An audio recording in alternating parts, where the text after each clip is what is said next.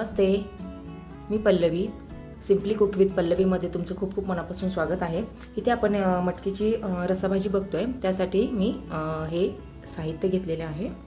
तुम्ही बघू शकता इथे लसूण, थोडा कढीपत्ता, टोमॅटो आणि कोथिंबीर घेतलेली आहे. आता ही तुम्ही म्हणताल मटकीची रसाभाजी म्हणजे काय वेगळं आहे, पण लोक खूप वाटण वगैरे टाकतात. तसं पण करता येतं, पण मला एवढा टाईम नव्हता, म्हणून 10 मिनिटात मी कशी करायची हे तुम्हाला मी दाखवते. ही पद्धत खूप साधी सिंपल आहे, पण चव खूप भन्नाट लागते. एक छोटा चमचा मी इथे आता जिरे टाकून घेते. एक छोट्या चमच्याने मोहरी टाकते. खूप साधी सिंपल ही पद्धत आहे, पण चव तुम्हाला तर दिसेलच झाल्यावर ती कशी होते. उशीर झाला असेल आपल्याला, आता आज मला खरं तर उशीर झालेला आहे, त्याच्यामुळे मी ही सिंपल पद्धतीने करते, पण मला अशीच पद्धत जास्त आवडते. इथे मी आता थोडा कढीपत्ता टाकून घेते आणि बारीक चिरलेलं लसूण हे हलवून घेते. आता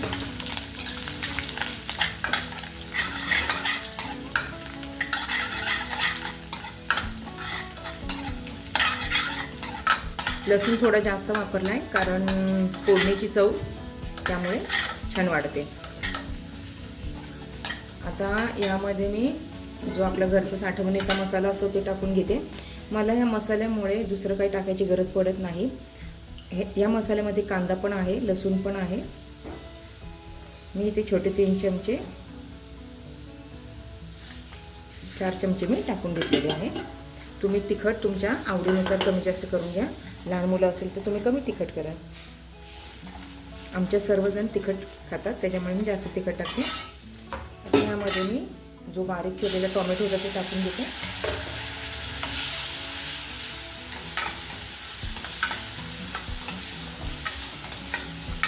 मसाला टोमॅटोच्या आधी परतल्यामुळे तो चांगला, त्यातले जे खडा मसाले असतात ते चांगले परतले जातात आणि त्याची टेस्ट वाढते.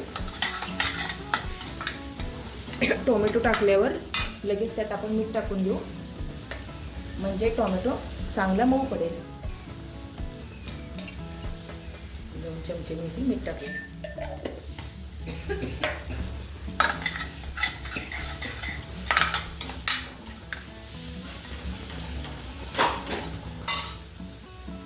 आता यामध्ये धुवून घेतलेली मी मटकी टाकते. ही मटकी घरीच मोड आणली ना तर त्याची चव चांगली लागते. जे बाहेरून आपण मोड आणतो तर त्याच्यात थोडासा मला स्मेल येतो, त्याच्यामुळे मी नेहमी याला घरीच मोड आणते.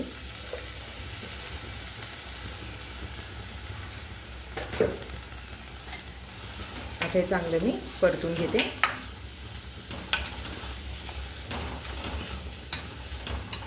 कडधान्ये नेहमी मोड आणून फ्रीजमध्ये ठेवली ना तर आपल्याला ज्या वेळेस भाजीला काही नसेल, घाई असेल तर आपण ही पटकन करू शकतो. आणि असा स्वयंपाक असेल ना तर पोट पण छान भरतं, कारण उसळी ह्या छानच होतात. किती पण त्या तुम्ही साध्या करा तरी ते छान होतात. हलवून घेतलं आहे. आता यामध्ये मी पाणी ओतून घेते.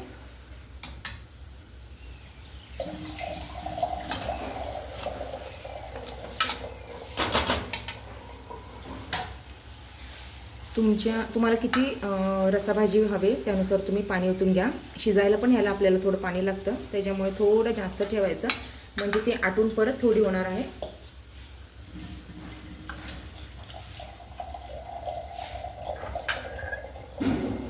यात कोथिंबीर टाकते.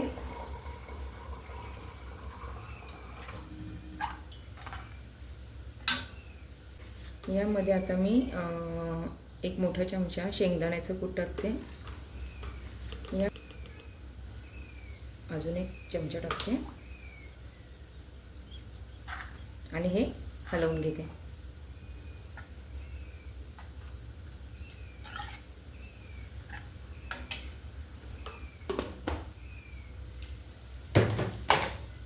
तुम्ही यामध्ये खोबऱ्याचं कूट पण टाकू शकता, पण मला जेवढं साधं करेल ना तेवढं त्याची जी भाजीची मूळ टेस्ट असते ती मला जेवढं साधी करेल तेवढी त्यात येते, त्याच्यामुळे मला ही पद्धत जास्त आवडते.